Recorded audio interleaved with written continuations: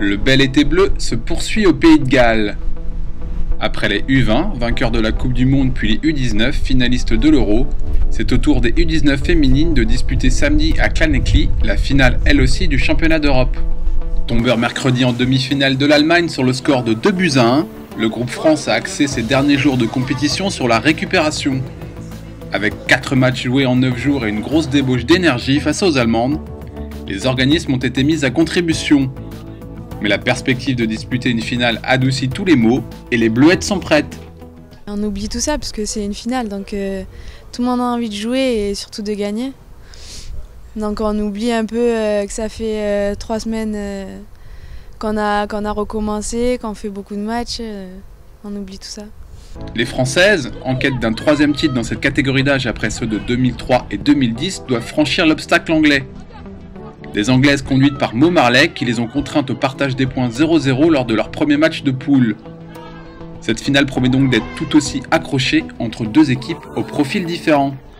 Ils sont très physiques, c'est sûr, je pense que ça va être un combat la finale. Après à nous de tout faire pour la gagner.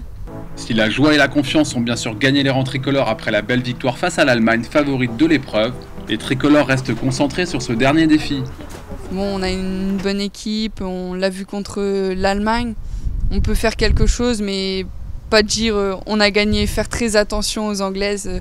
C'est vraiment une bonne équipe qui peut nous surprendre à tout moment au fil du match. Face à une équipe anglaise athlétique, au jeu direct et à la défense de fer, l'équipe de France et son football plus technique vont tenter de trouver des solutions pour marquer des buts.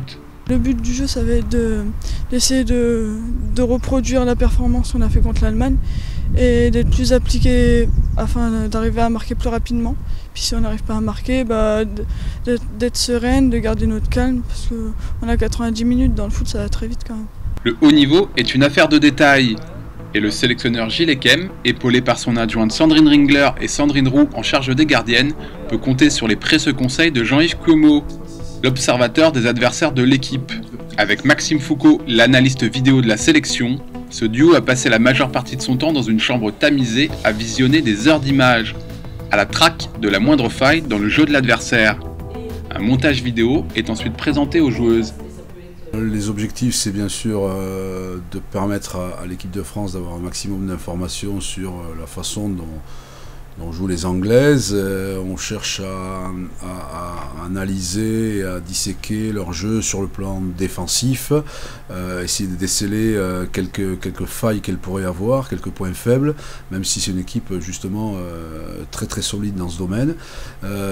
Et puis aussi leurs points forts sur les plans offensifs, donc on dissèque surtout ces deux phases.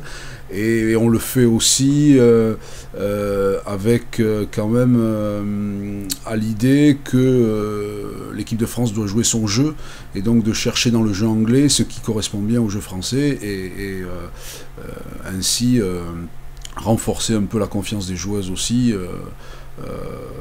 par rapport à leur qualité, à leur possibilité de battre l'adversaire. Pour sa première année sous le maillot bleu, la Rouennaise Charlotte Sanson-Levaché vit une très belle expérience humaine et sportive. En l'absence de Gretchen Bock, l'habituelle capitaine suspendue, la défenseur centrale d'Arras devrait débuter la partie aux côtés d'Aïssatou Tounkara, sacrée championne du monde U17 en octobre 2012. Pour cette grande première, elle se sent bien entourée. Vraiment mon premier championnat d'Europe, mes premiers matchs à haut niveau, donc d'être aux côtés d'Aïssatou qui a déjà participé à une finale de Coupe du Monde, ça va quand même aider.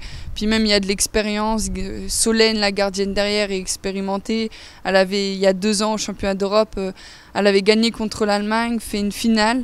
Malheureusement, elles ont perdu, mais il y a déjà de l'expérience. Donc c'est important aussi d'avoir une gardienne derrière qui nous aide au niveau de la défense, qui nous parle. Si à la veille de cette finale, les joueuses sont parfaitement détendues, le stress pourrait faire son apparition pour certaines à l'approche du coup d'envoi.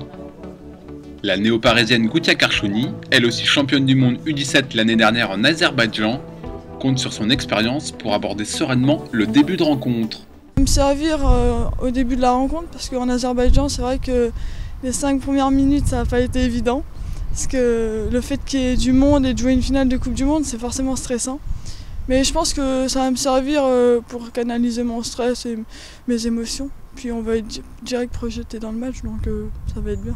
En attendant d'en découdre, les Bleuettes ont joué le gain de cette finale au baby-foot, Qui gagne à la fin? Les Bleus, bien sûr.